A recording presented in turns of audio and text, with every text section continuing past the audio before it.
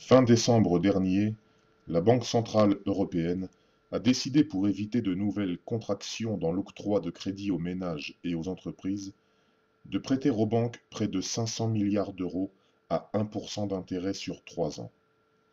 Cela signifie que les banques vont pouvoir continuer à prêter aux États à des taux de plus en plus exorbitants. Près de 7% pour l'Italie et plus de 3% pour la France, tout en conservant la possibilité de se refinancer auprès de la Banque centrale européenne, à un taux d'intérêt presque nul. Pourquoi la Banque centrale européenne ne donne-t-elle pas directement aux États l'argent qu'elle donne aux banques et dans les mêmes conditions? Eh bien, c'est la conséquence de la décision prise en 1973 par le gouvernement français d'interdire à la Banque de France de faire des avances au trésor public, c'est-à-dire de prêter à l'État. Cette décision avait été motivée à l'époque par la crainte de l'inflation.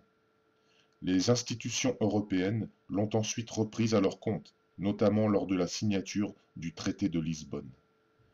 Les banques centrales ne pouvant plus prêter aux États, ces derniers ne peuvent plus désormais se financer qu'auprès des marchés financiers et des banques, qui déterminent à leur gré les taux d'intérêt en tenant compte de l'avis des agences de notation.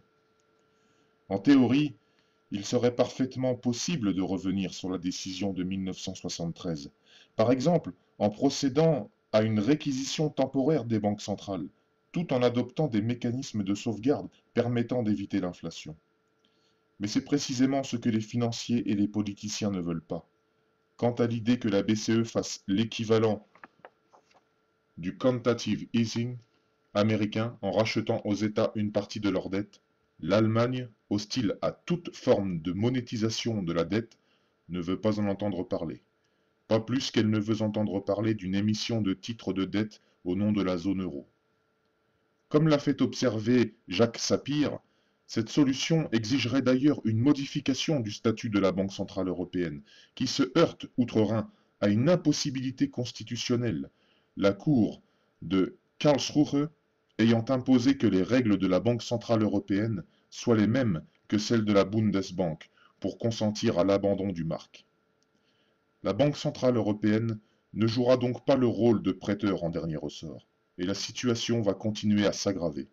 Les États vont devoir emprunter toujours plus d'argent qu'ils ne pourront jamais rembourser, les taux d'intérêt devenant progressivement insoutenables. C'est le cercle vicieux dont nous avons déjà parlé. En ajoutant du déficit au déficit et de la dette à la dette, les États se sont d'eux-mêmes placés dans la seringue d'un véritable système d'usure, tandis que les anciens dirigeants de la banque Goldman Sachs en ont profité pour s'emparer des postes stratégiques au sein de l'Union européenne. L'Europe s'effondre sous la férule des technocrates et des banquiers.